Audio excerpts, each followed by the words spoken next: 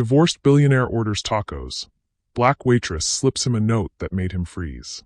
Sebastian Fitzgerald should have been celebrating. Instead, he sat in his Maserati outside El Corazon Perdido, staring at the divorce papers scattered across his passenger seat like the remnants of his destroyed life. Final. Irreversible.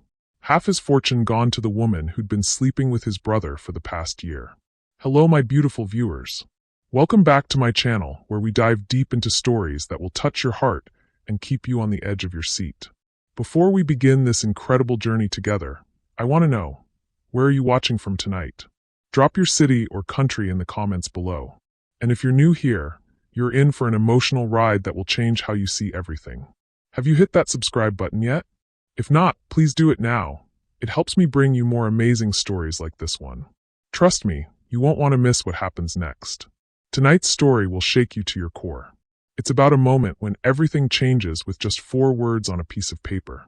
It's about Sebastian Fitzgerald. Yes, that Fitzgerald, the tech billionaire whose world just crumbled. And Grace Washington, a waitress whose split-second decision would save not just a life, but ignite a love that defies every odd against it. The rain hammered his windshield with the fury of his own rage, each drop exploding like the lies Miranda had fed him for 12 months, while she systematically planned his destruction. "I never loved you," she'd whispered in the courthouse hallway, her smile as cold as winter. "I just loved what you could give me." Sebastian's hands gripped the steering wheel until his knuckles went white. 42 years old, worth $3.8 billion, and he felt more broken than the homeless man he'd seen digging through dumpsters behind his office building. He needed to get drunk, needed to forget, needed to go somewhere nobody knew his name or his net worth or the fact that his own brother had stolen his wife while he was building an empire. El Corazon Perdido looked perfect. Dim lighting, cracked neon sign, the kind of place where a broken billionaire could disappear into whiskey and self-pity. Sebastian pulled his baseball cap low and pushed through the glass door, immediately hit by the scent of cumin and charred meat. The restaurant was nearly empty. Just him, an elderly couple sharing dessert, and a construction worker hunched over coffee. Perfect anonymity. "Evening. Sit anywhere you'd like, honey." Sebastian looked up to find a young black woman approaching with a smile that somehow managed to cut through his darkness.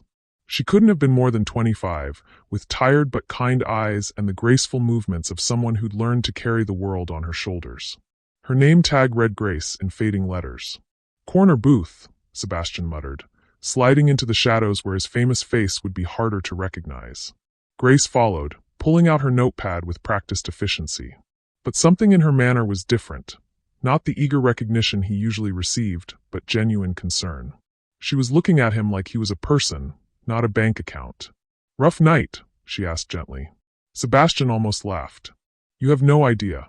"Try me," Grace said, settling into the booth across from him with the confidence of someone who'd heard every story life could throw at her. "What can I get you? And don't say whiskey. Carlos makes the best carnitas in Detroit, and you look like you need real food, not liquid courage." The directness caught Sebastian off guard. When was the last time someone had told him what he needed instead of what he wanted to hear? "Carnitas tacos, then. 3 of them. And a Corona with lime." Grace scribbled on her pad, but Sebastian noticed the way her eyes kept darting toward the kitchen, then back to his face with an expression he couldn't quite read. "I'll get that right out for you." As she walked away, Sebastian found himself watching her move between tables with quiet efficiency. She refilled the old man's coffee without being asked, helped the construction worker count out his change, treated everyone like they mattered. When was the last time Sebastian had treated anyone like they mattered? Grace returned with his Corona, the bottle ice-cold and perfect. "Your food will be ready in a few minutes. Carlos is taking special care with it." "Why?" Sebastian asked, genuinely curious. Grace's smile was soft, understanding. "Because everyone deserves kindness, especially when their world is falling apart." The words hit him like a physical blow. This woman, this stranger who probably made minimum wage, was worried about whether he felt cared for. "What's your story?" Sebastian heard himself ask. Grace tilted her head, studying his face. 25, putting myself through nursing school, raising my 8-year-old brother since our mama passed 2 years ago. She paused, her voice growing stronger. "Working 3 jobs because Jaden deserves every chance I never had. What about you? And don't tell me you're fine. I recognize that look." "What look?" The The look of someone who just realized that everything they thought was real was a lie. Grace's eyes were gentle but unflinching. I had that same look when I found out our mama had been hiding her cancer for months because she was scared I'd drop out of school to take care of her.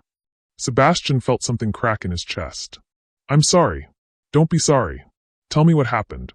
Something about her honest concern made Sebastian want to spill everything.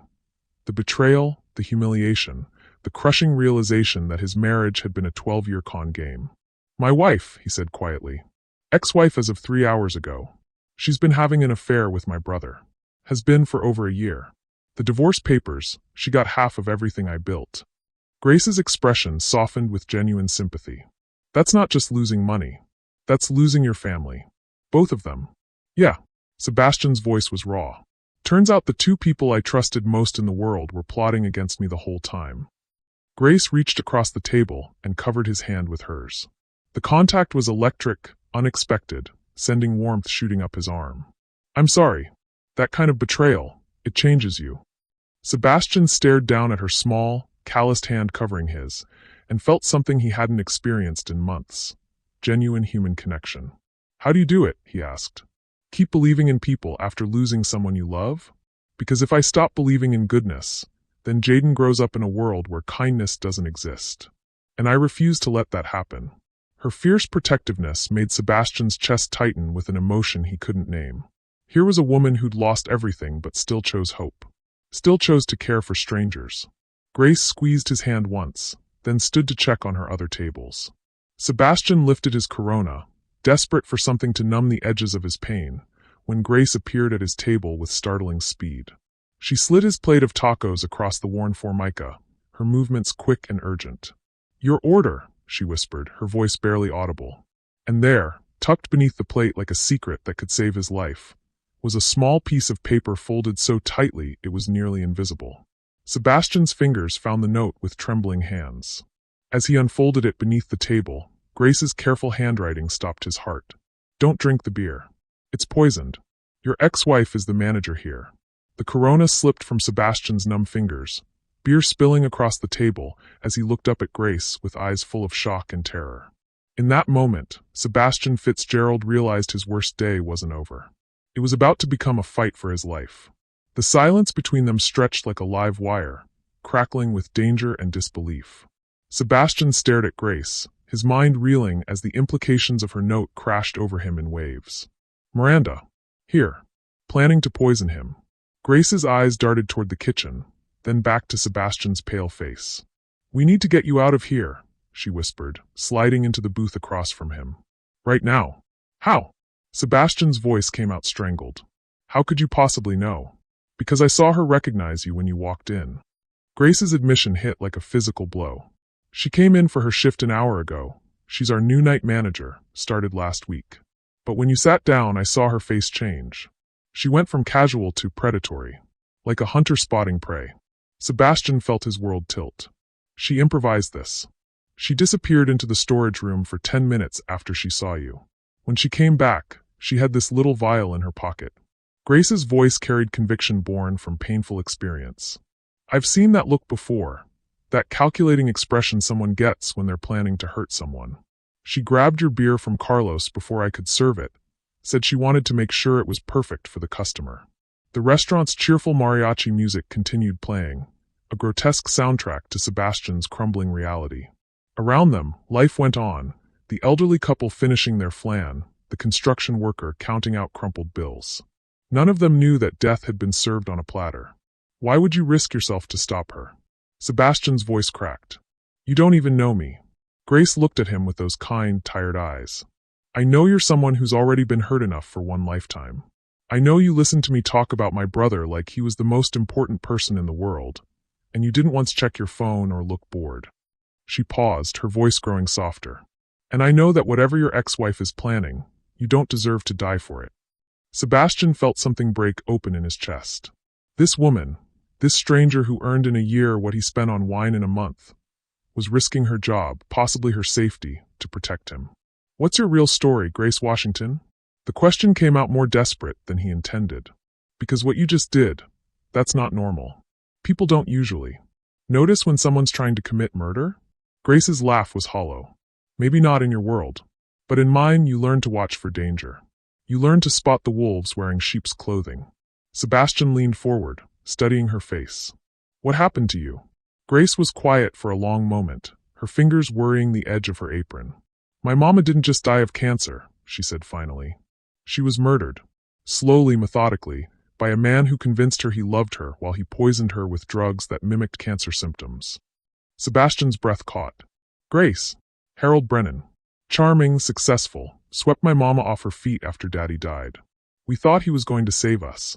Grace's voice was steady, but Sebastian could see the old pain flickering in her eyes.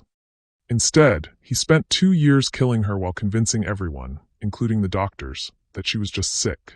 He would have inherited everything, the house, the insurance money, even custody of Jaden. How did you find out? I caught him switching her medication, replacing her real pills with something else. When I confronted him, he tried to convince me I was imagining things. Said grief was making me paranoid. Grace's jaw tightened. But I'd learned to trust my instincts by then. I'd learned that when something feels wrong, it usually is. Sebastian felt sick. What did you do? Got her away from him. Moved her in with me, took her to different doctors. By then it was too late, the damage was done. But at least she died knowing the truth, knowing she wasn't crazy. Grace's voice grew fierce. And Harold Brennan is serving 25 to life for murder. The pieces clicked into place for Sebastian. That's why you noticed your manager's behavior. Why you knew to watch for the signs. That's why I know what predators look like when they're hunting. Grace glanced toward the kitchen again, and Sebastian saw her shoulders tense. And your ex-wife? She's definitely hunting.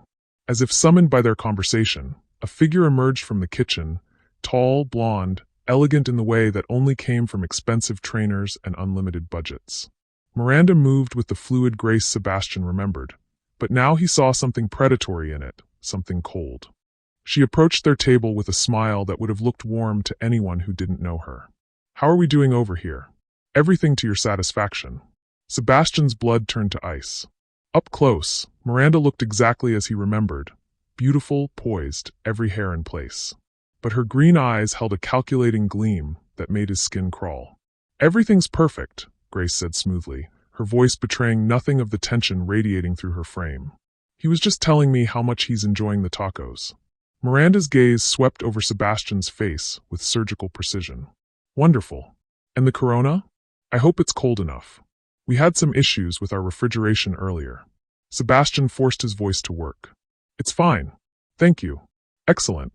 Miranda's smile widened, but it never reached her eyes. Well, don't let me interrupt your conversation. Enjoy the rest of your meal.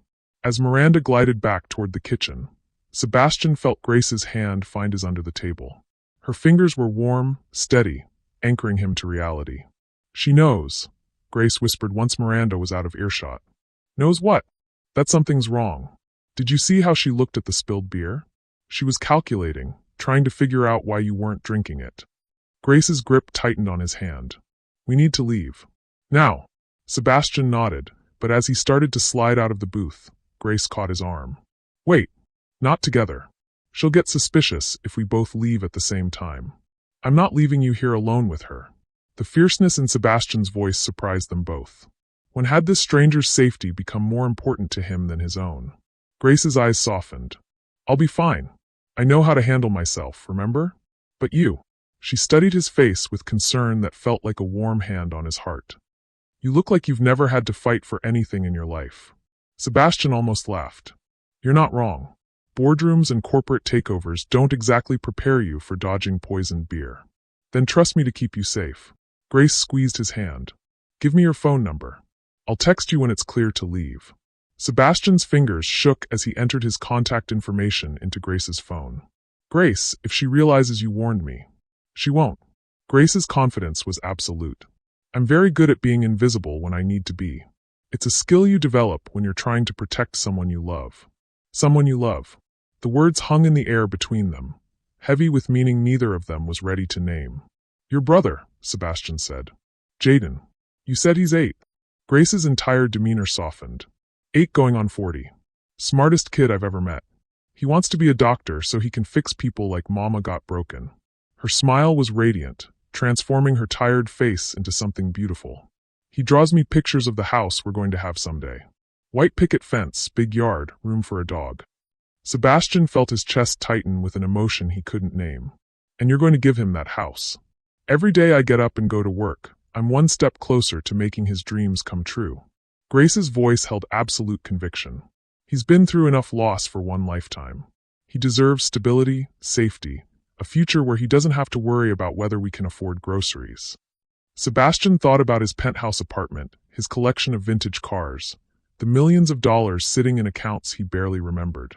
Money that could solve Grace's problems in a heartbeat, could give Jaden every opportunity in the world. What if, he started, but Grace shook her head. Don't. Whatever you're thinking, don't. I don't need rescuing, Sebastian. I need to know that good people still exist in this world. People who care about more than just money and power and getting ahead. Her words hit him like a slap. How long had it been since he'd cared about anything beyond his next acquisition, his next billion, his next triumph over the competition? I used to be a good person, Sebastian said quietly. Before the money, before the empire. I used to volunteer at soup kitchens, help kids with their homework. I wanted to change the world. What happened? Sebastian looked around the restaurant, at the cracked vinyl, the faded photographs, the honest simplicity of it all. I got successful. And somewhere along the way, I forgot that success was supposed to be a tool, not a destination. Grace studied his face with those penetrating eyes. It's not too late to remember. Isn't it? Look at where I am. 42 years old, divorced, betrayed by everyone I trusted. My brother, Sebastian's voice broke. My own brother was sleeping with my wife. How do you come back from that? The same way I came back from losing my mama. The same way Jaden comes back from nightmares about her dying. You choose to believe that tomorrow can be better than today. Grace's voice was fierce with conviction. You choose to believe that love is stronger than betrayal, that kindness matters more than revenge. Sebastian stared at her, amazed by her strength. How are you real? Grace's smile was soft, vulnerable. Because someone has to be. Because Jaden is watching, learning how to be a man from the people around him. I refuse to let him grow up thinking the world is nothing but wolves and victims. Before Sebastian could respond, his phone buzzed with a text from Grace's number. Kitchen's empty. Back door. Now.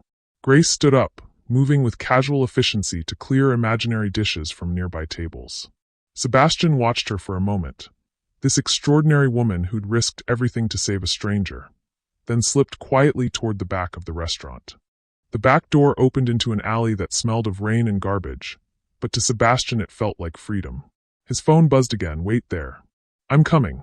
2 minutes later, Grace emerged from the restaurant, her purse slung over her shoulder and her face tight with controlled fear.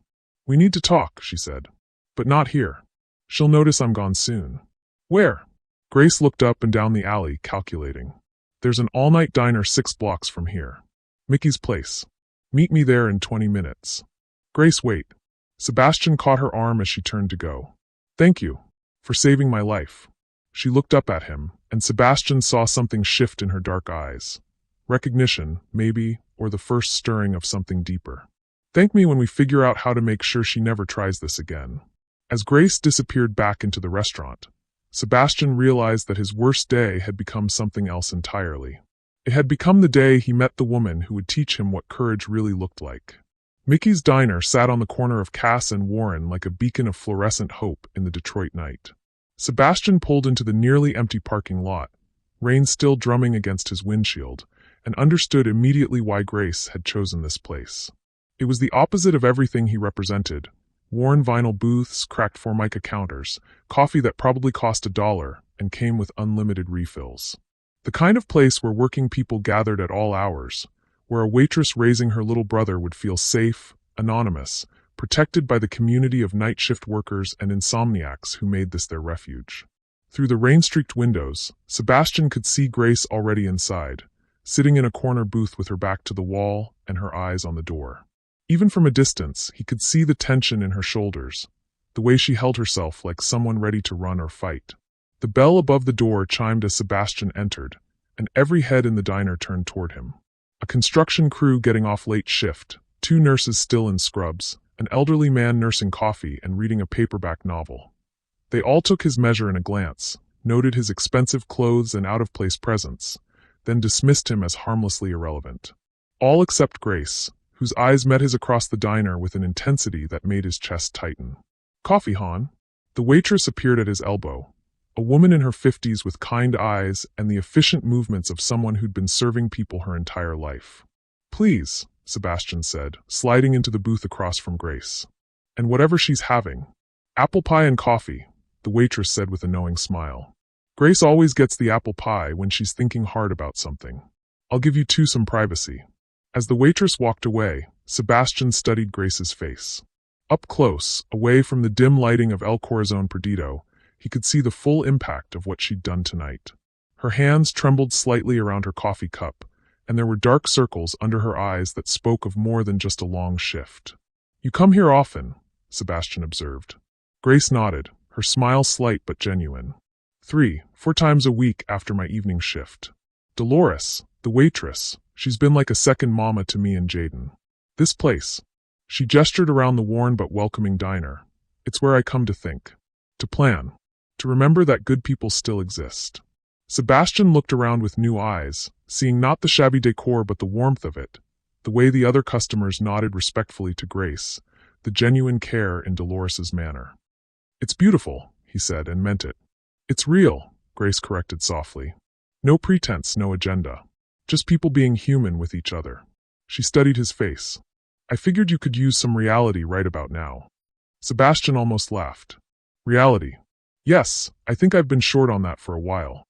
Grace leaned forward, her voice dropping to barely above a whisper. "We need to talk about what happens next. About your ex-wife. Miranda." Sebastian's hands clenched involuntarily around his coffee cup. "How did you know? I mean, really know? That she was going to?" "Because I watched her tamper with your drink." Grace's voice was steady, matter of fact. "After she saw you sit down, she went into the storage room and came back with a small vial. Clear liquid. She intercepted your beer from Carlos, added something to it when she thought no one was looking." Sebastian felt sick. "But how did you know to watch her?" Grace was quiet for a moment, stirring sugar into her coffee with mechanical precision. "Because of the way she looked at you when you walked in. I've seen that look before." "When?"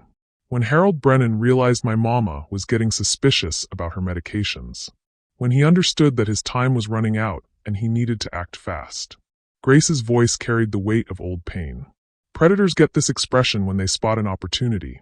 Hungry, calculating, excited. Your ex-wife had that exact look the moment she recognized you." Sebastian stared at her, amazed by her perception. "And you risked your job, your safety, to warn a complete stranger." "I couldn't just watch someone die. Not again." Grace met his eyes steadily. "But that's not the end of it, Sebastian. She knows something went wrong tonight. She saw the spilled beer, saw you leave without drinking it. She's smart enough to put the pieces together. You think she'll try again?" "I think she'll be more careful next time. And I think," Grace hesitated, then plunged ahead, "I think you need to understand that this isn't just about divorce settlement money. The way she looked at you tonight, that was personal. That was rage." Sebastian thought about Miranda's cold smile in the courthouse hallway, her whispered admission that she'd never loved him. "She hates me. More than hate," Grace said quietly. "She wants to destroy you. The question is why? What did you do to make her want you dead instead of just divorced?" Sebastian was quiet for a long moment, staring into his coffee as if the answers might be floating there. "I don't know," he said finally. "I gave her everything she wanted. The house in Malibu, half the business, more alimony than she could spend in a lifetime. What more could she want? Maybe it's not about what she wants. Maybe it's about what she can't have." "What do you mean?" Grace studied his face with those penetrating eyes. "You said your brother was involved. That they'd been having an affair for a year." Sebastian's jaw tightened. "David. My younger brother. I brought him into the company, gave him a position on the board, trusted him with everything." His voice turned bitter. "Including my wife, apparently. And now he gets nothing. The prenup was ironclad. Miranda only gets assets from me, not from David. And I've already removed him from all company positions, frozen his accounts, cut off his access to everything." Sebastian's smile was sharp, cold. "They thought they could play me and still get rich. Instead, they destroyed their own golden goose." Understanding dawned in Grace's eyes. "So Miranda gets half of your fortune, but David gets nothing. And if you're dead, she inherits everything as my widow, then she's free to share it with David however she wants." Sebastian felt the pieces click into place. It's not about revenge. It's about money. It's always been about money. Grace nodded grimly. Which means tonight was just her first attempt. She'll try again, and next time she'll be more careful. What do I do? The question came out more desperate than Sebastian intended. How do I protect myself from someone who was married to me for 12 years? She knows everything, my routines, my security, my weaknesses. You change everything, Grace said simply. Your routines, your patterns, your assumptions about who you can trust. She paused, her expression growing more intense. And you accept that you can't do this alone. Sebastian stared at her. What are you saying? I'm saying that woman tried to commit murder tonight, and I'm the only witness who can prove it. I'm saying she's going to figure out that I'm the one who warned you, which makes me a threat to her. Grace's voice was steady despite the fear Sebastian could see in her eyes. I'm saying we're both in danger now, whether we like it or not. The truth of it hit Sebastian like a physical blow. Grace hadn't just saved his life, she'd made herself a target. I'm so sorry, he said quietly. I never meant for you to. Stop. Grace's voice was firm. I made my choice. I'd make it again. But now we need to figure out how to stay alive long enough to make sure she never gets the chance to hurt anyone else. Sebastian reached across the table and covered Grace's hand with his, the same gesture she'd made in the restaurant. The contact sent electricity shooting up his arm, but more than that, it felt right. Like coming home to something he'd never known he was looking for. What do you need? He asked. Money? Protection? A lawyer? Grace's smile was soft but sad. I need you to understand that this isn't about money, Sebastian. This is about right and wrong. About good people standing up to bad people, no matter the cost. Then what do we do? Grace was quiet for a moment, her thumb tracing across his knuckles in a gesture that was both comforting and electric. We gather evidence. We build a case. We make sure that when the police arrest Miranda Kane, she stays arrested. And in the meantime, we watch each other's backs. We trust each other. And we remember that sometimes the most important battles aren't fought in boardrooms or courthouses. Grace's eyes held his steadily. Sometimes they're fought by ordinary people who decide to do the right thing, no matter how scared they are. Sebastian felt something shift in his chest, something that had been frozen for years finally beginning to thaw. Grace Washington, he said quietly, I think you might be the most extraordinary woman I've ever met. Grace's cheeks flushed, but she didn't look away. And I think you might be worth saving, Sebastian Fitzgerald. Outside, the rain continued to fall, washing the city clean.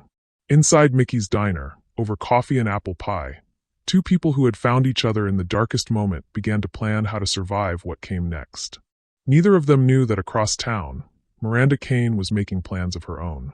3 days later, Sebastian sat in the passenger seat of Grace's 12-year-old Honda Civic, watching her parallel park with the precision of someone who'd learned to drive in Detroit traffic. The irony wasn't lost on him.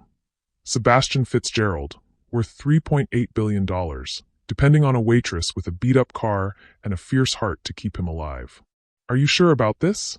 Grace asked, cutting the engine outside the sleek glass building that housed Detroit Metropolitan Police Department's downtown precinct.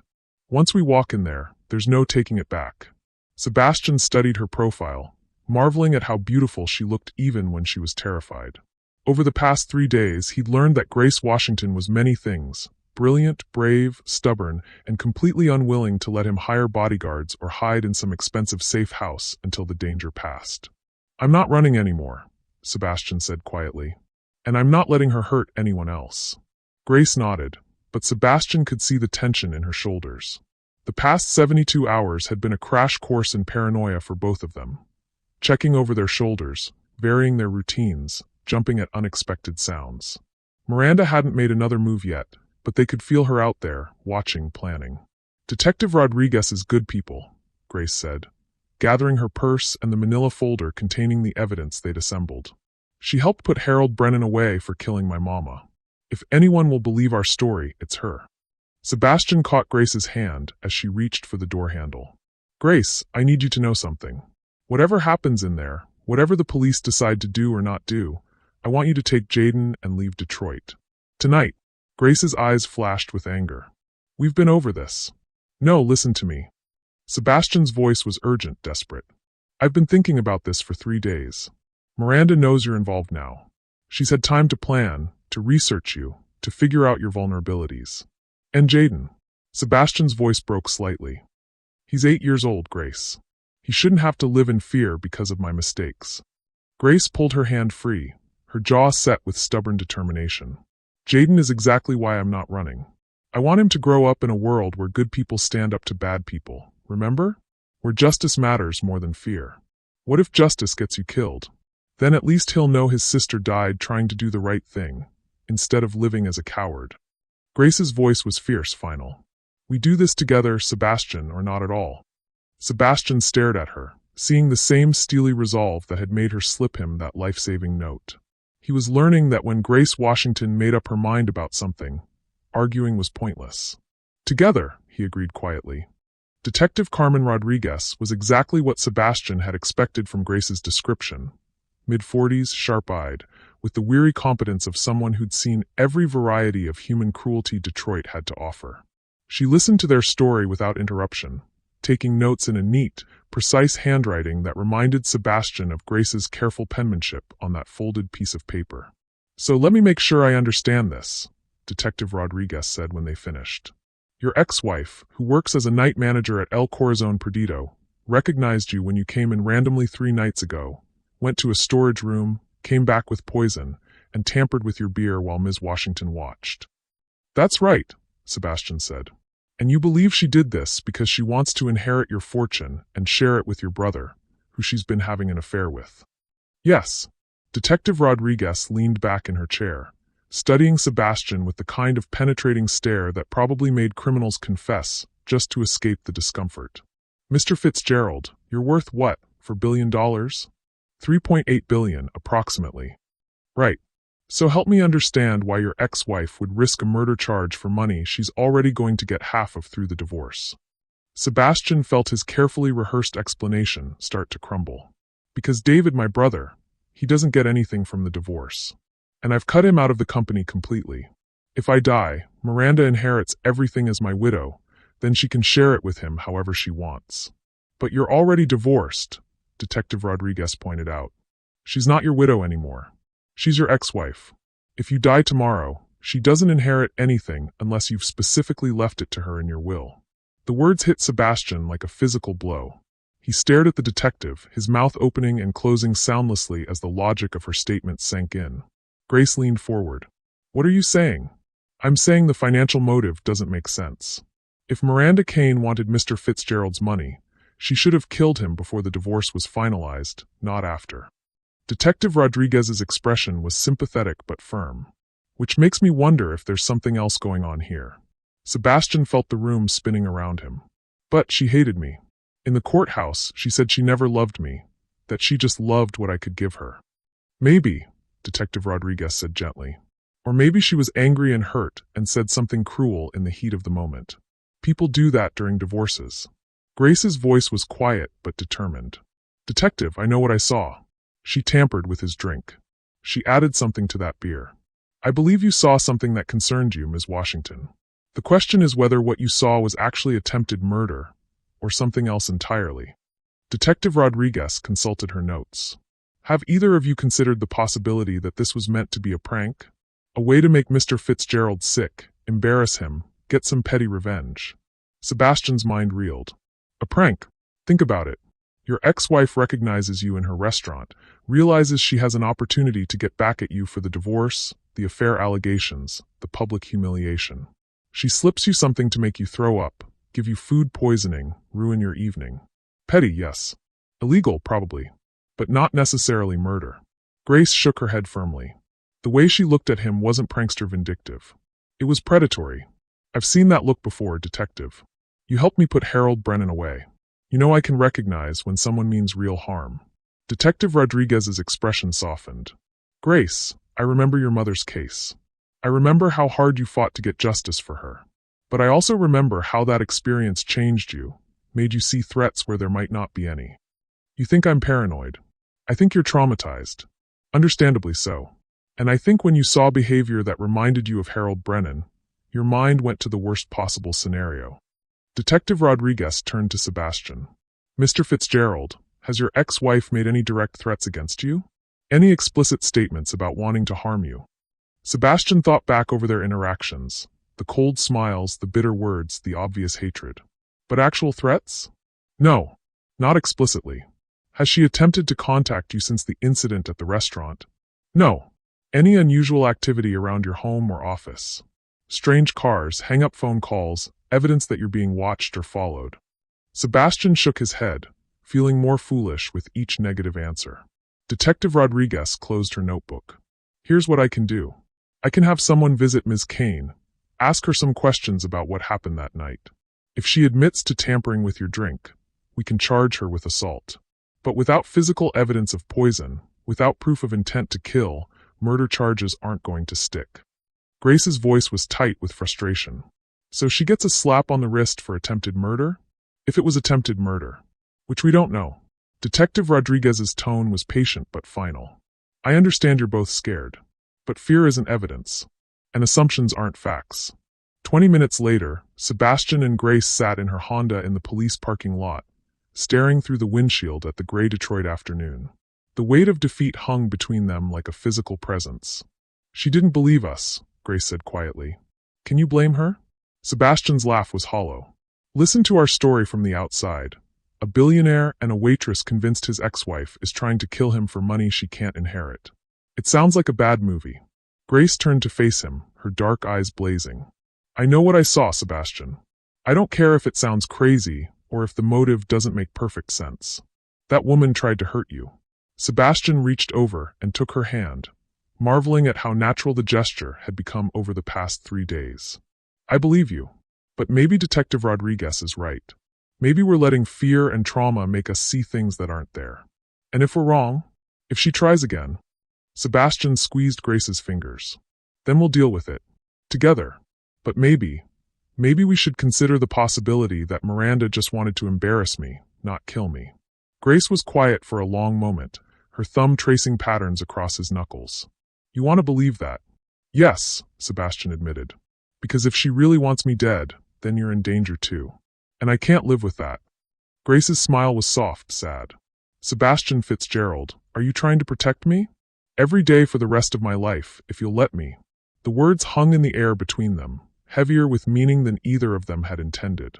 Sebastian felt his heart hammering against his ribs as he realized what he'd just admitted.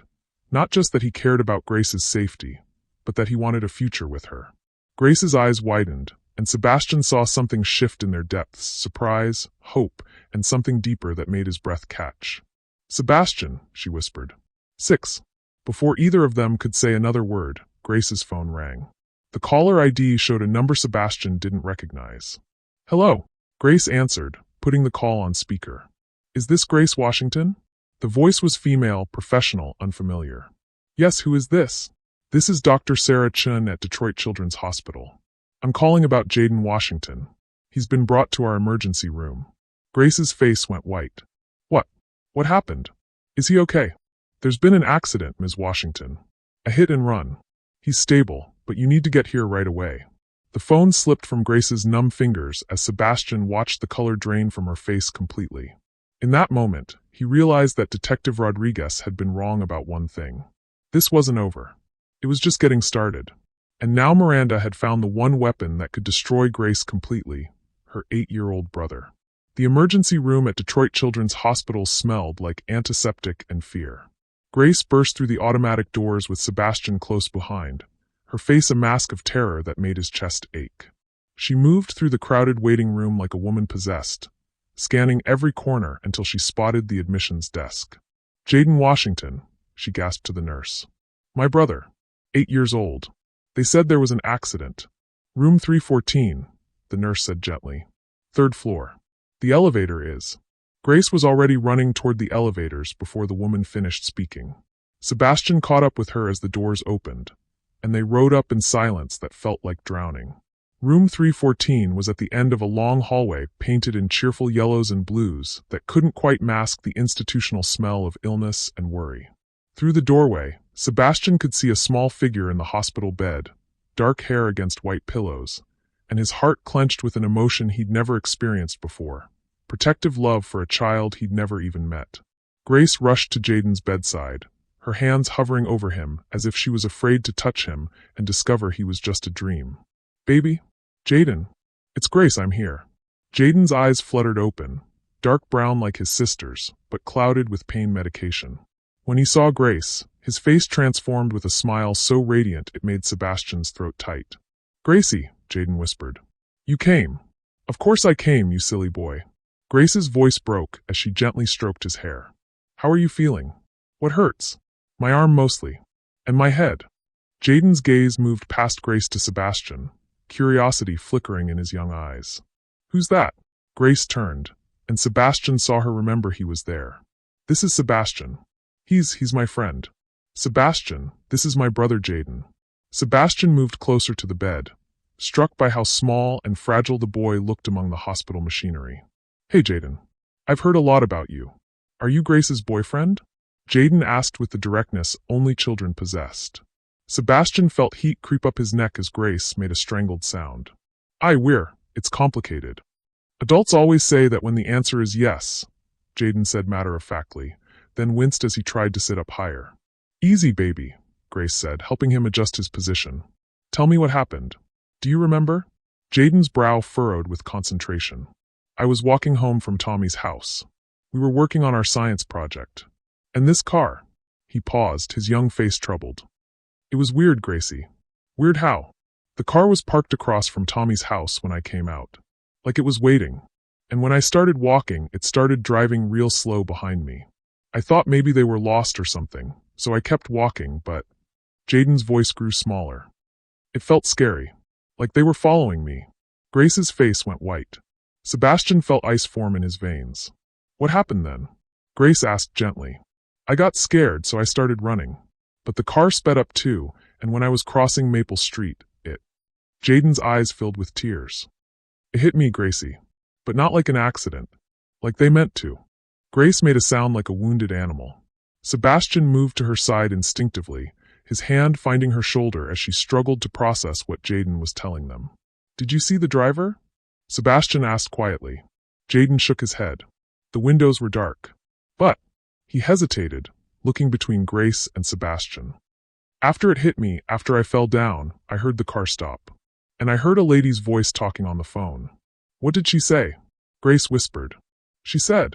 Jaden's young face scrunched with concentration. It's done. The message has been delivered. And then she drove away.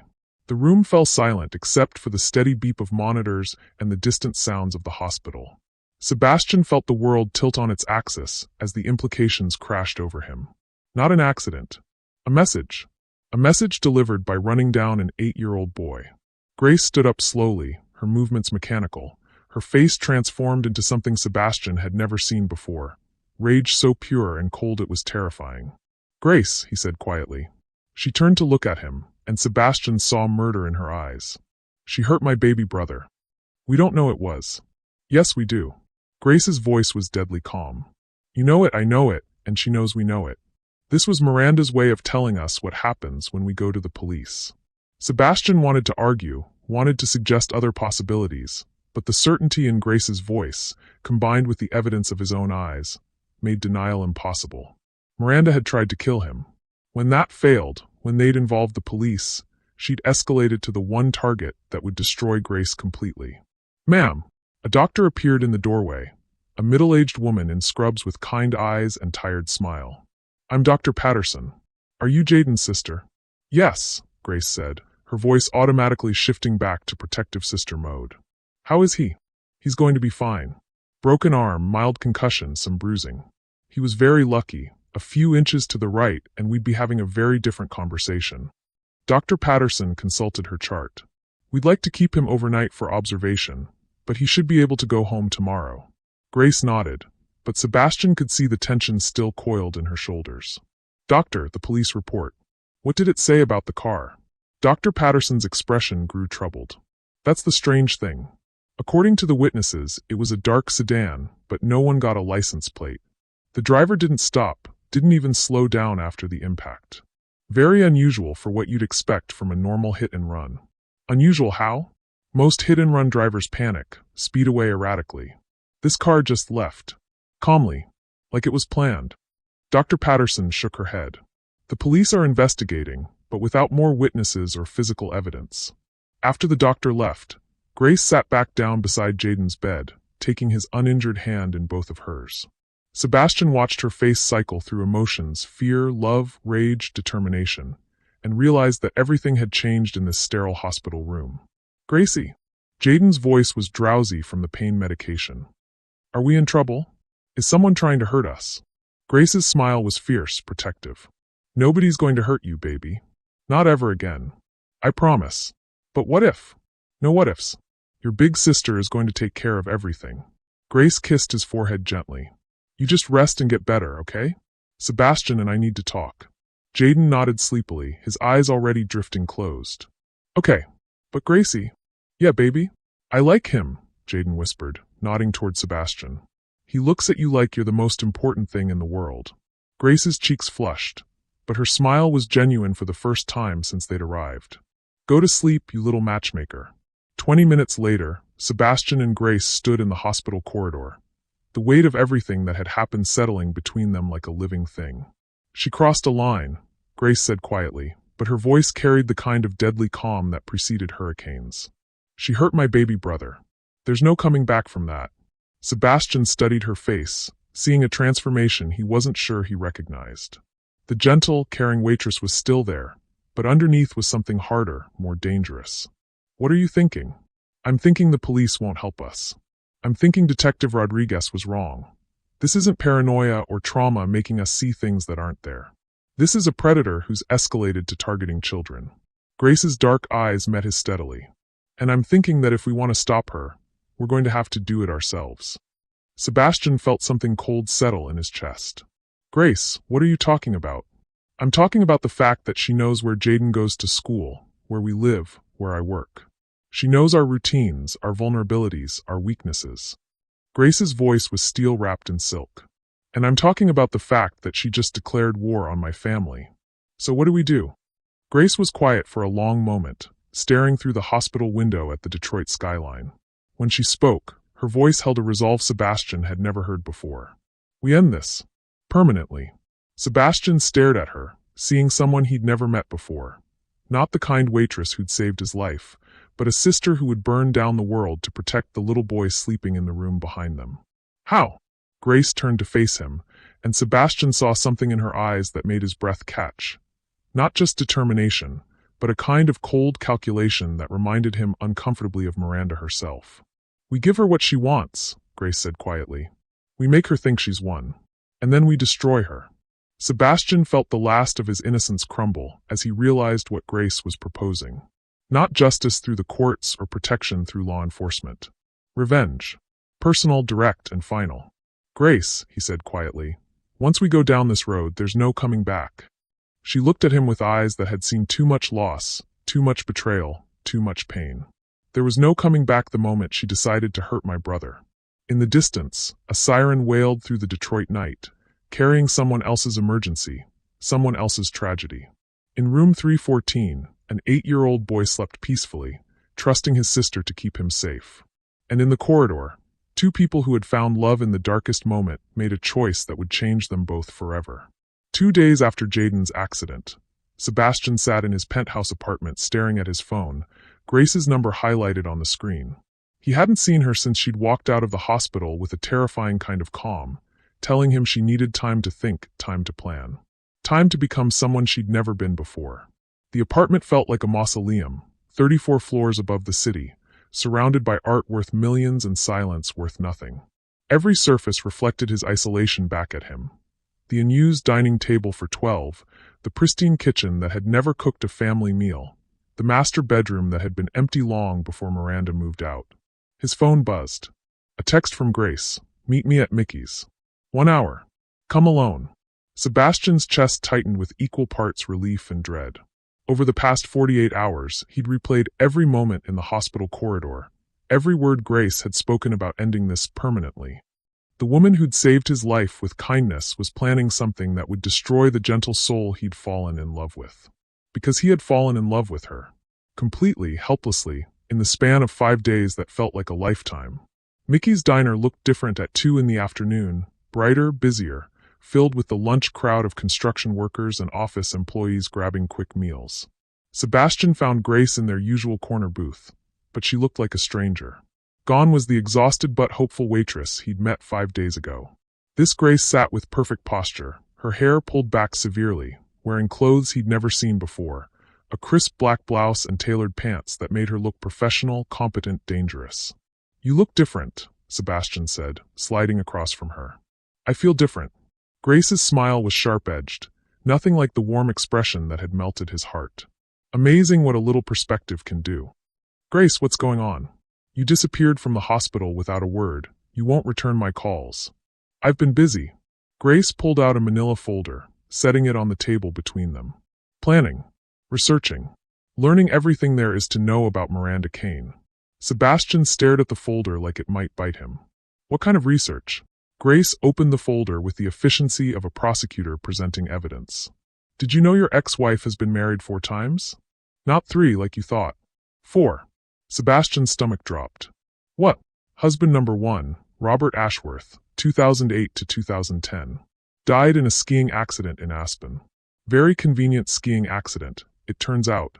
Robert had just changed his will to leave everything to Miranda."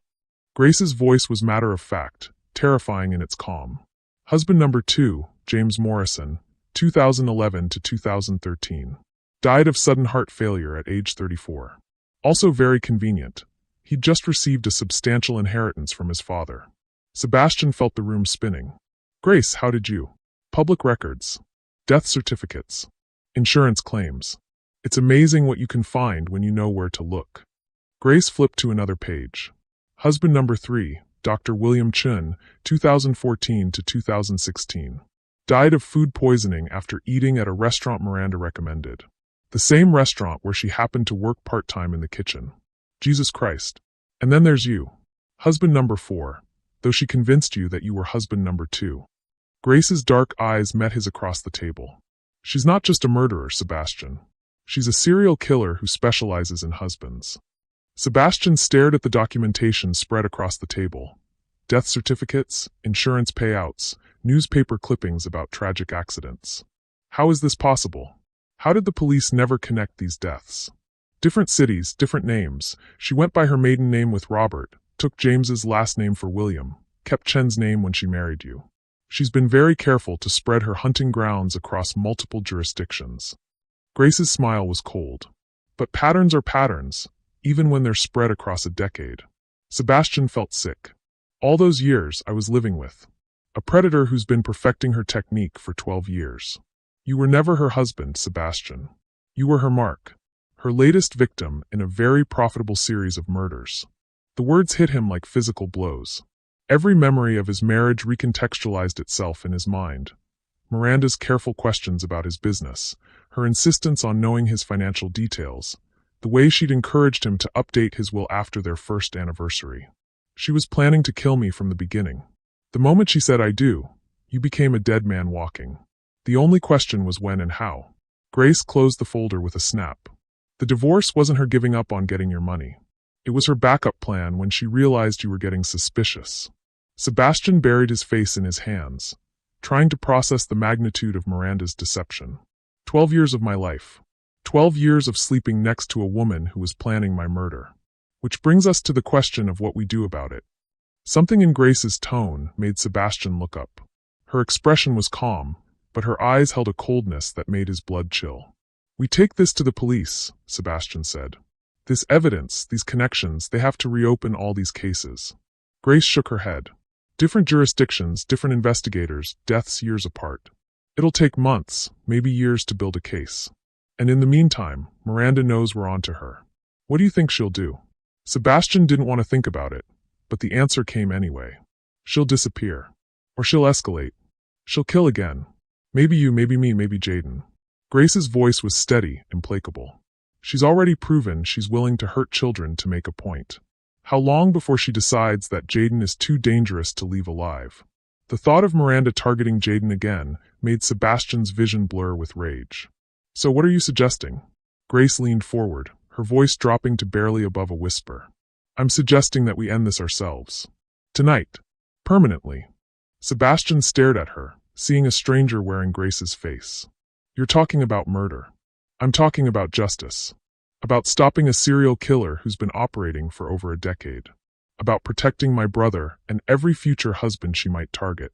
Grace's eyes blazed with conviction. She's not going to stop, Sebastian. Women like Miranda never stop until someone stops them. Grace, listen to yourself. This isn't who you are. You're not a killer. Aren't I? Grace's laugh was bitter. I've been thinking about this for 2 days straight. About what I'm capable of when someone threatens the person I love most in this world. And you know what I realized? I'd do anything. Absolutely anything. Sebastian reached across the table, covering her hands with his. This will destroy you. The guilt, the knowledge of what you've done, it'll eat you alive. You think I don't know that? Grace's voice cracked, and for a moment Sebastian saw the woman he'd fallen in love with, vulnerable, scared, heartbroken. You think I want to become a murderer? But what's the alternative? Let her keep killing? Let her hurt Jaden again. There has to be another way. There is no other way. Grace's voice was fierce, desperate. The system failed us, Sebastian. The police don't believe us. The evidence will take too long to process, and she's already proven she'll target innocent children. We're on our own. Sebastian stared at Grace, seeing the woman who'd saved his life now planning to sacrifice her soul for her brother's safety. The tragedy of it broke something inside his chest. If you do this, he said quietly, you'll never be the same. The Grace who works 3 jobs to pay for her brother's future, who believes in kindness and goodness and doing the right thing, she'll be gone forever. Tears spilled down Grace's cheeks, but her voice remained steady. Better that Grace dies than Jaden. Sebastian felt his heart shatter. This was what Miranda had done to them. Taken a woman who believed in justice and hope and twisted her into someone willing to commit murder to protect the people she loved. What do you need me to do? He heard himself ask. Grace wiped her tears with the back of her hand, that terrifying calm returning to her features. I need you to call Miranda. Tell her you want to meet, that you're ready to give her what she wants. Tell her you've realized you still love her. She'll never believe that. She will, because she's arrogant. Because she thinks she's smarter than everyone else, and the idea that she could manipulate you back into her web will be irresistible. Grace's smile was sharp as a blade. Predators always believe their victims will come crawling back eventually. Sebastian stared at the folder of evidence, at Grace's transformed face, at the wreckage of everything he'd thought was true about his life. Where? El Corazon Perdido. Tonight at closing time. Tell her you want to talk privately, away from her apartment where neighbors might hear. Grace's voice was methodical, calculated. I'll be waiting in the kitchen. And then? Grace met his eyes steadily. And then we make sure Miranda Kane never hurts anyone ever again. Outside Mickey's diner, Detroit continued its daily rhythm. People going to work, children walking home from school, families planning dinner together. Normal life for normal people who would never have to choose between their souls and their loved ones' lives. Inside the diner, 2 people who had found each other in darkness made a pact that would either save them or damn them both. Sebastian pulled out his phone and scrolled to Miranda's number, his finger hovering over the call button. I love you, he said to Grace, meaning it more than he'd ever meant anything in his life. Grace's smile was heartbroken and beautiful. I love you too. That's why we have to do this. Sebastian pressed call and heard Miranda's voice answer on the second ring, smooth as poisoned honey. Hello, darling. I was wondering when you'd call. What trap are they walking into? Can love survive when it's built on planned violence? And what price will they pay for choosing revenge over justice? 10 o'clock at night, and El Corazon Perdido looked different with all the customers gone. The cheerful mariachi music had been replaced by an oppressive silence broken only by the hum of refrigeration units and the distant sound of Detroit traffic. Sebastian sat in the same corner booth where Grace had saved his life 6 days ago, waiting for the woman who had spent 12 years planning his death. His hands shook as he checked his phone for the 3rd time in 5 minutes. Grace had texted an hour ago. I'm in position. Kitchen door is unlocked. Remember, keep her talking until I give the signal. The signal. As if they were coordinating a business presentation instead of a murder. Sebastian stared at his reflection in the restaurant's dark window and barely recognized himself. 6 days ago he'd been Sebastian Fitzgerald, tech mogul billionaire, man who solved problems with lawyers and money. Tonight he was someone else entirely, someone willing to lure his ex-wife to her death. The front door chimed, and Miranda walked in like she owned the world. Even now, even knowing what she was, Sebastian felt his breath catch.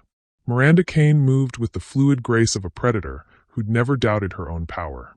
She wore a simple black dress that probably cost more than most people made in a month, her platinum hair falling in perfect waves around her shoulders. "Sebastian, darling." Her smile was radiant, triumphant. "You look terrible." "Hello, Miranda." She slid into the booth across from him, the same spot Grace had occupied when she'd warned him about the poisoned beer. The irony was suffocating. "I have to say, I'm surprised by your call. After our little disagreement the other night, I thought you might need more time to come to your senses." Miranda's green eyes sparkled with malicious amusement. "Though I suppose recent events have helped clarify your priorities." Sebastian's jaw clenched. "If you mean what happened to Jaden, such a shame about that poor little boy. Hit-and-run accidents are so common in this city." Miranda's expression was perfectly sympathetic, perfectly false. "I do hope he's recovering well." The casual way she referenced nearly killing an 8-year-old child made Sebastian's vision blur with rage. It took every ounce of self-control he possessed to keep his voice steady. "He's fine. He'll be fine." "Good. Children are so resilient, aren't they?" Miranda leaned back in the booth, studying his face. "So tell me, Sebastian, what changed your mind? What made you realize that you need me?" Sebastian forced himself to meet her eyes. "I've been thinking about what you said at the courthouse. About how I never really saw you, never appreciated what you brought to our marriage." Miranda's smile widened. "Go on." "I was so focused on business, on making money, that I forgot about the woman who made it all possible. You were right, I took you for granted. I drove you into David's arms because I was too blind to see what was right in front of me." Every word tasted like poison, but Sebastian could see Miranda drinking in the flattery like expensive wine. Her entire posture shifted, becoming more relaxed, more confident. "I'm listening," she purred. "I want to try again. I want to give us another chance." Sebastian reached across the table, covering her manicured hand with his. "I know it sounds crazy after everything that's happened, but losing you made me realize how empty my life is without you in it." Miranda's eyes glittered with satisfaction. "And what about your little waitress friend? The one who's been playing nursemaid to your wounded ego?" Sebastian's heart hammered against his ribs, but he kept his expression neutral. "Grace? She was a distraction. A rebound. Someone to make me feel less alone while I figured out what I really wanted." "And what do you really want?" "You. Only you. The way it used to be before everything went wrong between us." Miranda laughed, a sound like silver bells hiding razor blades. "Oh, Sebastian. You always were a terrible liar. But I appreciate the effort." Sebastian felt ice form in his veins. "What do you mean?" "I mean you're sitting here feeding me romantic bullshit while your little girlfriend hides in the kitchen with a knife, thinking she's going to save the day." Miranda's smile was brilliant, terrifying. "Did you really think I wouldn't know?" Sebastian's phone buzzed. A text from an unknown number, kitchen. Now, on the screen was a photo that made Sebastian's blood freeze. Grace tied to a chair in the restaurant's storage room, duct tape over her mouth, terror in her dark eyes. "Surprise," Miranda said sweetly. "I brought some friends." 2 men emerged from the kitchen. The same men who'd tried to kill Sebastian in the restaurant parking lot 6 days ago. Professional, efficient, armed. Sebastian stood up so fast he knocked over his water glass. "Miranda, what?" "Sit down, darling. We're just getting started." Miranda's voice carried an edge of steel now, all pretense of civility gone. "You see, I've been planning this reunion for quite some time. Ever since your little girlfriend decided to interfere with my work." Sebastian remained standing, his mind racing through options, escape routes, ways to get to Grace. "Let her go. This is between you and me." "Oh, but it's not anymore. The moment she warned you about my drink, the moment she took you to the police, she made it her business. And the moment you fell in love with her." Miranda's laugh was cruel.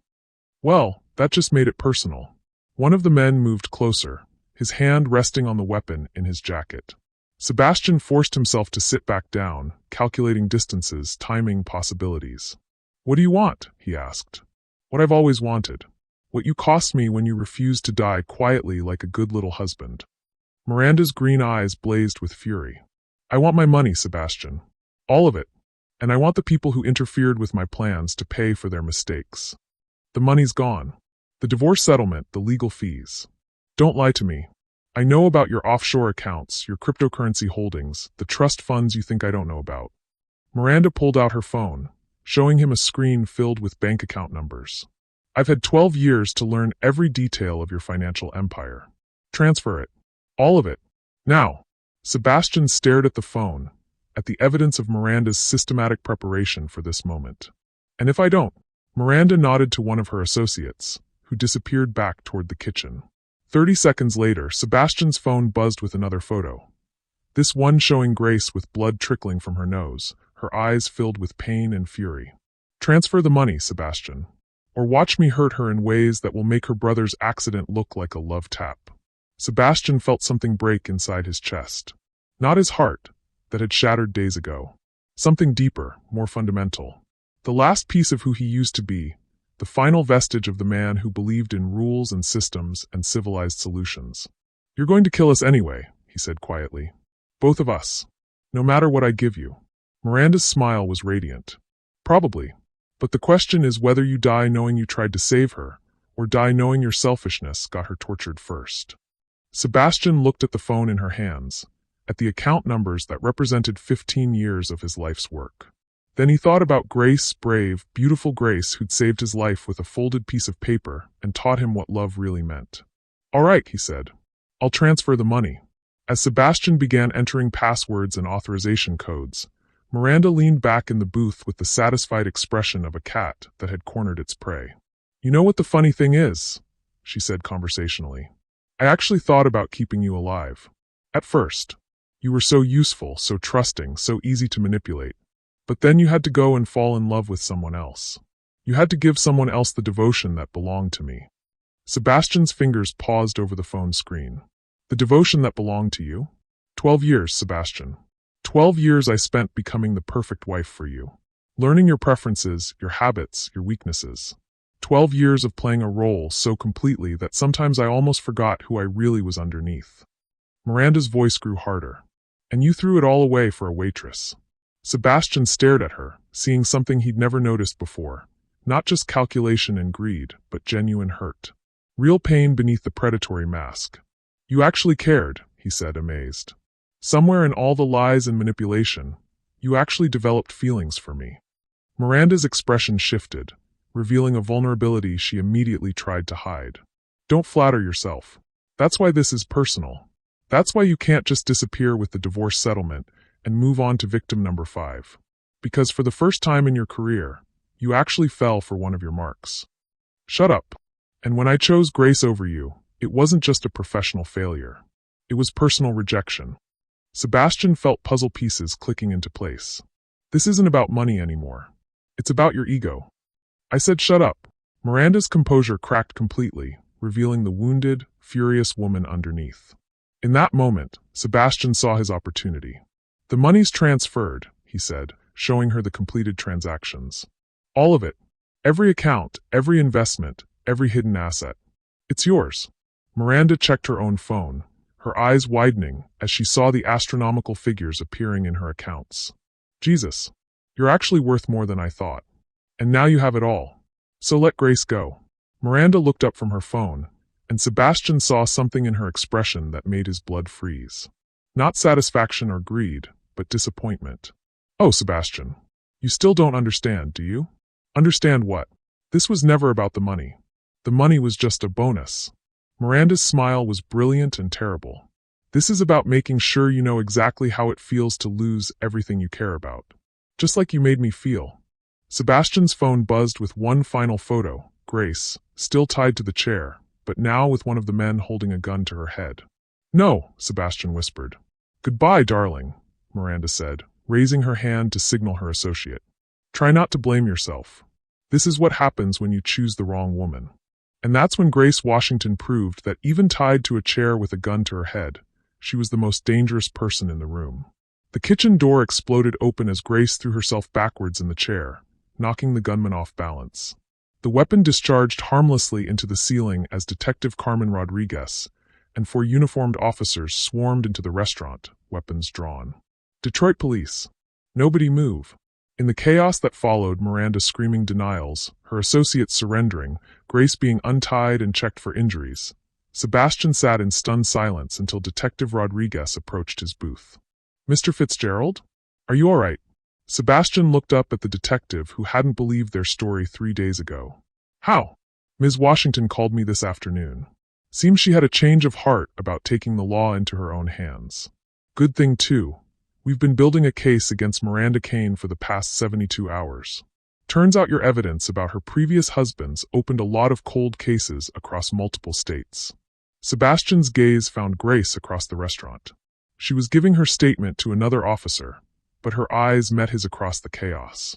Even bruised and shaken, her smile was radiant. She called you, Sebastian said, understanding dawning. She never intended to go through with it.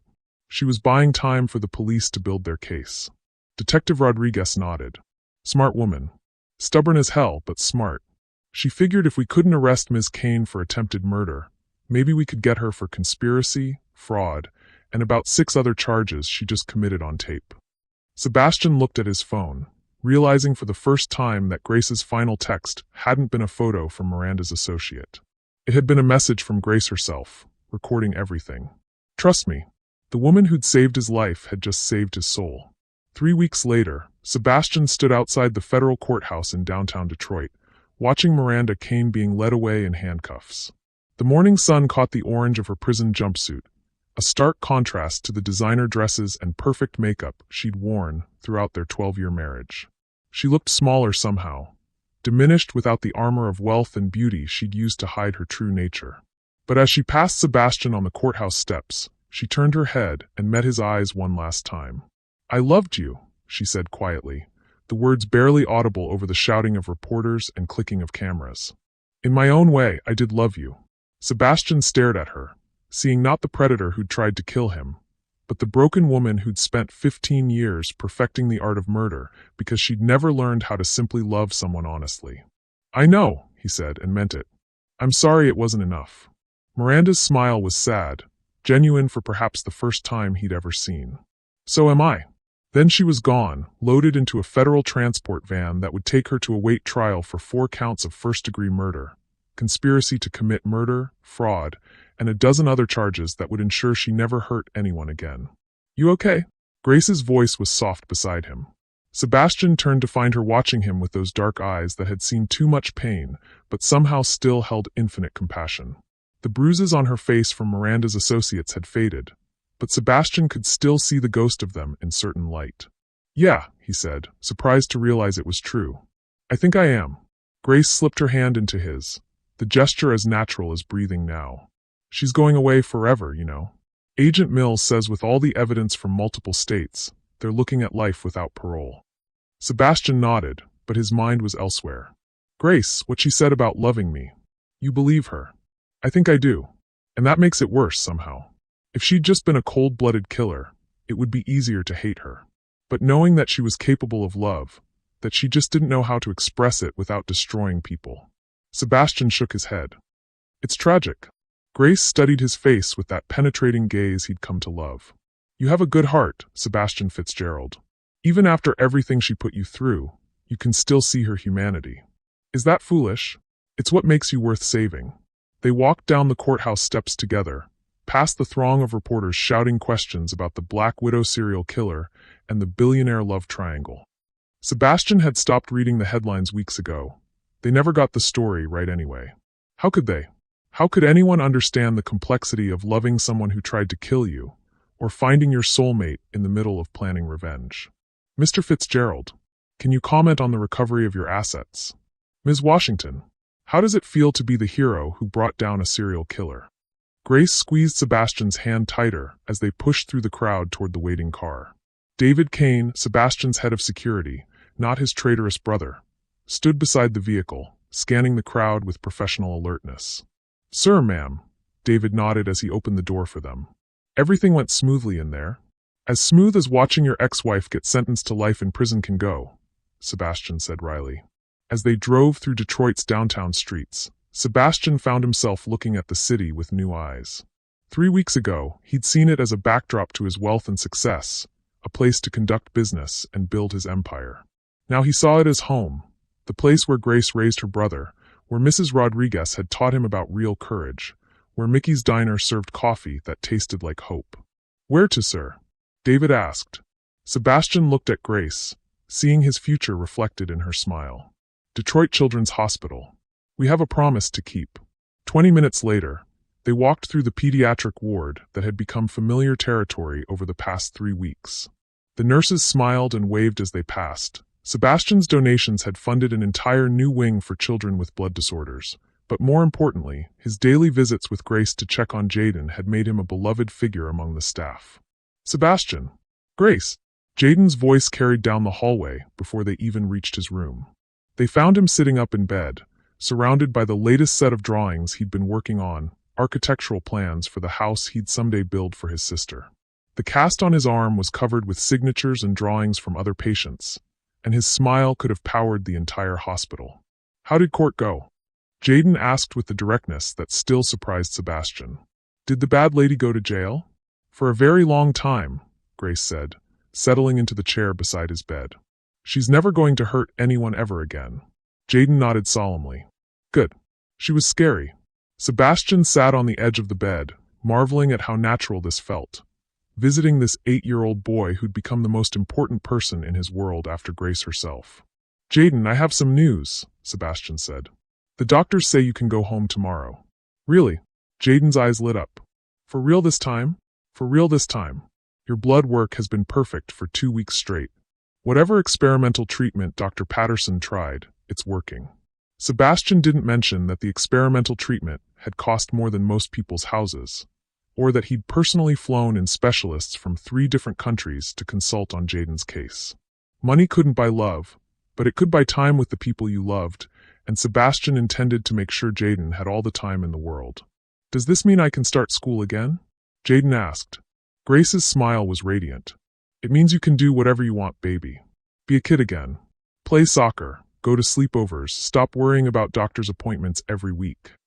Jaden considered this for a moment, then turned to Sebastian with the serious expression that made him look far older than his 8 years. Sebastian, can I ask you something? Of course. Are you going to marry my sister? Sebastian felt his face flush red as Grace made a choking sound. Jaden. What? It's a reasonable question. You look at her like she hung the moon, she gets all smiley and weird when you text her, and you've basically moved into our apartment anyway. Jaden's logic was unassailable. Plus, I already drew the house with 3 bedrooms instead of 2. Sebastian looked at Grace, seeing his own reflection in her shocked but hopeful expression. They'd been dancing around this conversation for weeks, both knowing how they felt but afraid to name it after everything they'd been through. Well, Sebastian said slowly, I'd have to ask her first. So ask her. Jaden, Grace said weakly. That's not how. Sebastian stood up, pulling a small velvet box from his jacket pocket. Grace's hands flew to her mouth as he dropped to one knee beside Jaden's hospital bed. I was going to wait, Sebastian said, his voice rough with emotion. I was going to plan something elaborate, somewhere romantic. But Jaden's right. Why wait when we know what we want? Grace stared at the ring box, tears streaming down her cheeks. Sebastian. Grace Washington, you saved my life in every way a person can be saved. You showed me what courage looks like, what love looks like, what really matters in this world. Sebastian opened the box, revealing a simple but perfect diamond surrounded by smaller stones.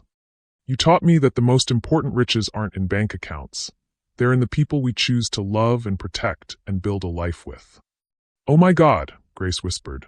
I know it's crazy. I know we've only known each other for a month. I know we met in the worst possible circumstances and fell in love while planning to commit crimes together. Sebastian's laugh was shaky, emotional. But I also know that I want to spend every day for the rest of my life proving that I'm worthy of the woman who slipped me a note that said, "Don't drink, it's poisoned." Jaden was bouncing in his hospital bed. Say yes. Say yes. Will you marry me, Grace? Will you let me love you and Jaden and build the kind of family we all deserve?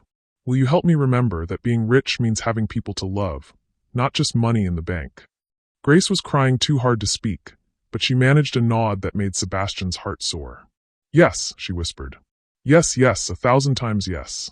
Sebastian slipped the ring onto her finger as Jaden cheered, and the nurses who'd been eavesdropping in the hallway burst into applause.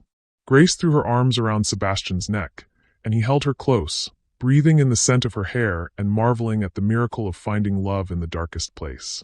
I love you, he murmured against her ear. Both of you. Forever. Forever. Grace agreed, then pulled back to look at him with those eyes that had saved his soul. But I have one condition. Anything. Grace's smile was mischievous, playful, the expression of a woman who'd learned that happiness was worth fighting for. The wedding has to be at Mickey's diner. That's where we planned our future. That's where it all began. Sebastian laughed, the sound pure and joyful. Dolores will love that. She's already planning the menu, Jaden announced. I may have mentioned that Sebastian was going to propose soon. You knew? Grace asked, amazed. I drew the wedding picture last week, Jaden said matter-of-factly.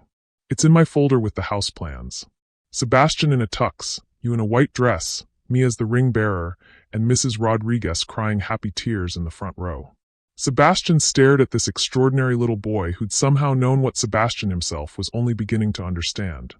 That family wasn't about blood or money or tradition. It was about choosing people to love and then loving them fiercely, completely, without reservation. Outside the hospital window, Detroit stretched toward the horizon under an endless sky. Somewhere in the city, Miranda Kane was beginning a life sentence that would ensure she never hurt anyone again. Somewhere else, Detective Rodriguez was closing cold cases that had haunted her for years. And in room 314 of the pediatric ward, 3 people who'd found each other in the darkness were planning a future bright enough to heal every wound. Grace held up her hand, admiring the way her engagement ring caught the afternoon light. You know what the funny thing is? What? If Miranda hadn't tried to poison you, we never would have met. If she hadn't been exactly the monster she was, we never would have found each other. Sebastian considered this, thinking about the twisted path that had led them here. So in a way, we owe her our happiness. No, Grace said firmly. We owe our happiness to the choice we made to save each other instead of destroying each other. To choosing love over revenge, hope over fear, family over solitude. She was right, Sebastian realized. Miranda had created the circumstances, but they had created the love. They had chosen trust over suspicion, courage over safety, togetherness over the easier path of walking away. Besides, Jaden added with the wisdom of 8 years, the best stories always start with someone trying to poison someone else. Haven't you ever read fairy tales? Sebastian and Grace looked at each other and burst into laughter. The kind of laughter that comes after surviving something terrible and realizing that not only did you live through it, you came out better on the other side. Their fairy tale was just beginning. What happens when 2 broken people choose to heal together? How do you build a future from the ashes of betrayal? And can love really conquer everything? Sometimes the answer is simpler than we think. Sometimes it just takes courage, kindness, and the willingness to save each other one poisoned drink at a time. 6 months later, the morning sun streamed through the windows of the white colonial house on Maple Street, illuminating the breakfast table where 3 people who'd chosen to become a family were planning their Saturday. Jaden, now 9 and healthier than he'd been in years, was carefully arranging his latest architectural drawings beside his bowl of cereal. Look, Sebastian, he said, pointing to a detailed sketch with the seriousness of a professional contractor. I added a library to the 3rd floor. Grace says you have too many books for just one room. Sebastian smiled, ruffling Jaden's hair as he passed behind his chair. What do you think, Grace? Do we need a library? Grace looked up from the nursing textbook she was studying, her engagement ring catching the light as she turned the page. She'd started classes at Wayne State 3 months ago, finally pursuing the dream she'd deferred for years while taking care of everyone else. I think, she said with the warm smile that still made Sebastian's heart skip, that a house isn't a home without books. And children who draw floor plans over breakfast. Sebastian settled into his chair, marveling at how perfect this felt. The casual domesticity, the easy conversation, the knowledge that these were his people and this was his life. Not the sterile perfection of his penthouse, but the beautiful chaos of a real family. His phone buzzed with a text from Detective Rodriguez. Final sentencing today. Thought you'd want to know. Life without parole, all 4 counts. She'll never see daylight again. Sebastian showed the message to Grace, who nodded quietly. They'd chosen not to attend Miranda's final sentencing, deciding instead to focus on building their future rather than dwelling on the past that had nearly destroyed them. Is that the bad lady? Jaden asked, displaying the uncanny ability children had to know exactly what adults were thinking. Yes, Sebastian said simply. She's going away forever now. She can never hurt anyone again. Jaden considered this with the philosophical approach he brought to most serious topics. Do you think she's sorry? I think she's sorry she got caught, Grace said. But I don't think she understands what she did wrong. Some people just can't see the world the way we do. That's sad, Jaden said, returning to his drawings. I hope she learns someday, even if it's too late to matter. Sebastian and Grace exchanged glances over Jaden's head, both amazed by the compassion of this child who'd nearly died because of Miranda's cruelty. Somehow, despite everything he'd been through, Jaden had emerged with his capacity for empathy intact. Speaking of learning, Grace said, closing her textbook and giving Sebastian a look that made his pulse quicken, I have news. Good news or bad news? Sebastian asked. Good news. Great news, actually. Grace's smile was radiant. I got my midterm grades back. Dean's List. Full scholarship to the accelerated program. I'll have my RN in 18 months instead of 3 years. Sebastian felt his chest swell with pride. Grace, that's incredible. You're incredible. There's more. Grace's eyes danced with mischief. Professor Williams wants me to consider the nurse practitioner program after I graduate. Says I have exceptional analytical skills and natural leadership abilities. Of course you do, Sebastian said, pulling her into his arms. You're the woman who solved a serial murder case that stumped police departments in 4 different states. I'd say that qualifies as exceptional analytical skills. Jaden looked up from his drawings. Does this mean Grace is going to be a doctor like she always wanted? Even better, Grace said, settling back into her chair, but keeping one hand linked with Sebastian's. I'm going to be a nurse practitioner. I'll be able to diagnose patients, prescribe medications, run my own practice if I want to. And help kids like me? Especially kids like you. Jaden's smile could have powered the city of Detroit. Cool. Can you put that in the house plans? Dr. Grace's office? It's a big house, buddy. We can put whatever you want in it.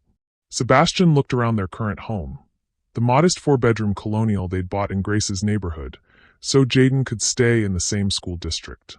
It wasn't the mansion Sebastian could afford, or the penthouse he'd once called home. It was better. It was theirs. Every room held memories now.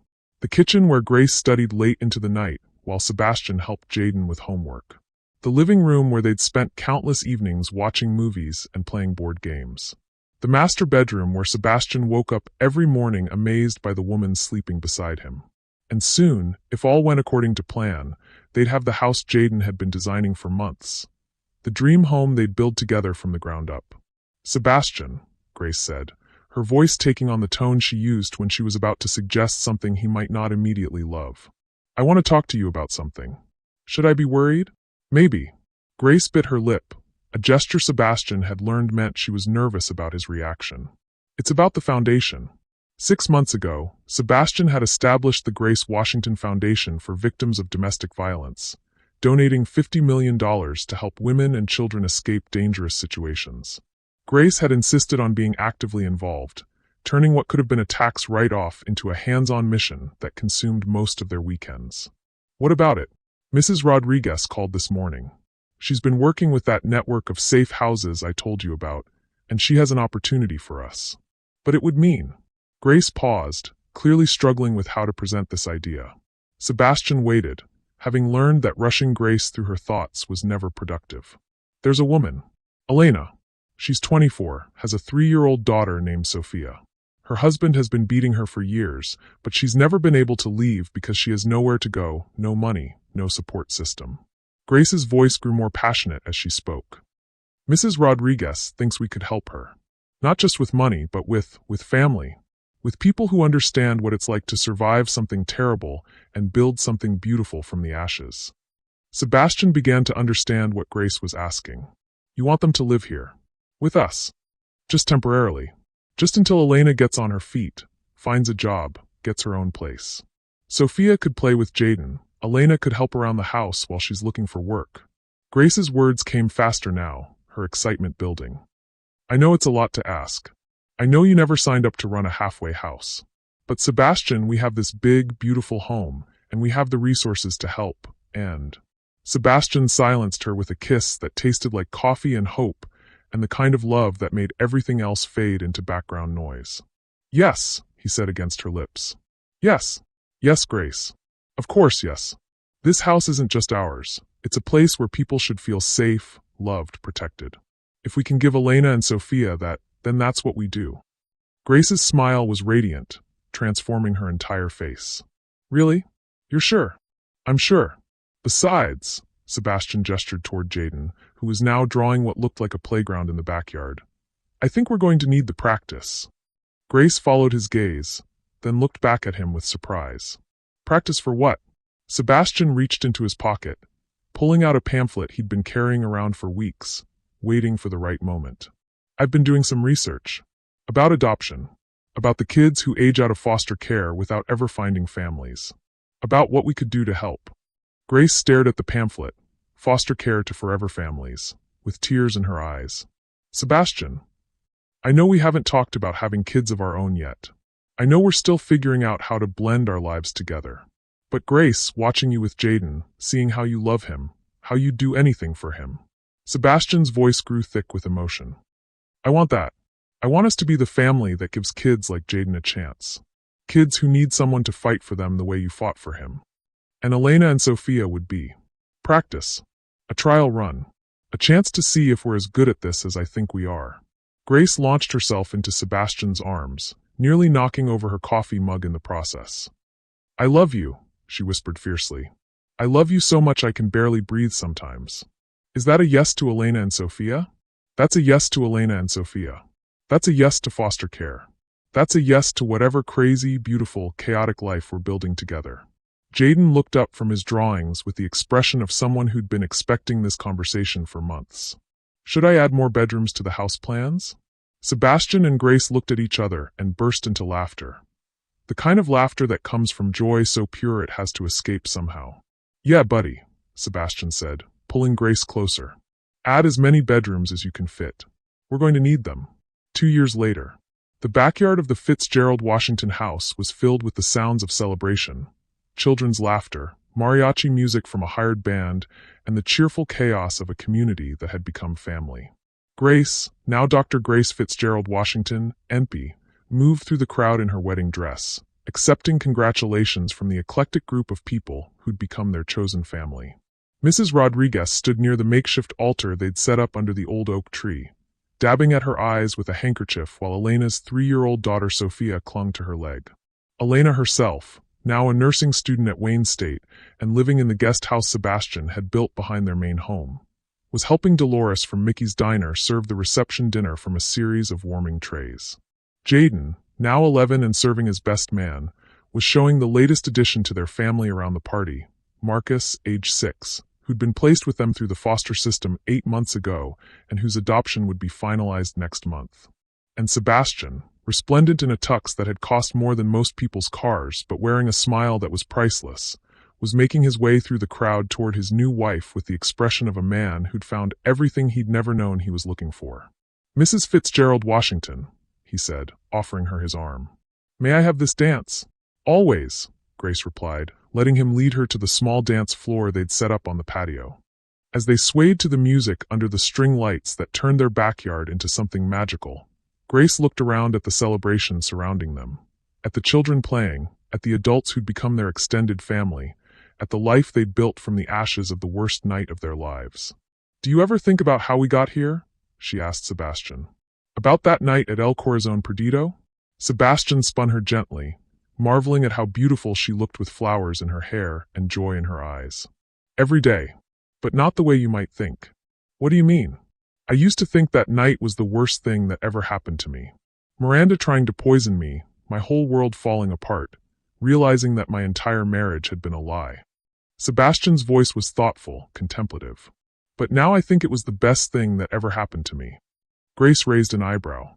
Your ex-wife trying to murder you was the best thing that ever happened to you? No, Sebastian said, pulling her closer. You slipping me a note that said don't drink, it's poisoned was the best thing that ever happened to me. You choosing to save a stranger was the best thing that ever happened to me. You deciding that I was worth the risk was the best thing that ever happened to me. Grace's eyes filled with tears that she tried to blink away. Sebastian, if Miranda hadn't tried to poison me, I never would have met you. I never would have learned what real love looks like. I never would have known that the most important wealth isn't in bank accounts. It's in the people who show up for you when everything falls apart. Grace stood on her tiptoes to kiss him, tasting happiness and hope and the promise of a future built on solid ground. You know what the best part is? She murmured against his lips. What? We're just getting started. Around them, their chosen family continued to celebrate. Detective Rodriguez arguing good-naturedly with Mrs. Rodriguez about the best way to make tamales. Jaden teaching Marcus how to skip stones in the small pond Sebastian had installed. Elena laughing at something Dolores had whispered in her ear. And in the center of it all, Sebastian and Grace danced to music that sounded like happiness, surrounded by love they'd earned through courage, kindness, and the willingness to save each other one day at a time. The poison in the glass had nearly destroyed them both. Instead, it had led them home. And there you have it, my beautiful viewers, a story about the power of a single moment of kindness to change everything. About the choice between revenge and justice, between fear and love, between walking away and standing up for what's right. Grace Washington saved Sebastian Fitzgerald's life with 4 words on a piece of paper. But in the end, they saved each other with something even more powerful. The decision to choose love over hate, hope over despair, and family over solitude. If this story touched your heart, please let me know in the comments below. Tell me about a time when someone's kindness changed your life, or when you chose to help a stranger even when it was scary. And don't forget to subscribe for more stories that will remind you of the good that still exists in this world. Until next time, remember, sometimes the most important battles are fought not with weapons or money or power, but with compassion, courage, and the simple but revolutionary act of caring about each other. Keep choosing love, my friends. The world needs more people like Grace Washington, and like all of you,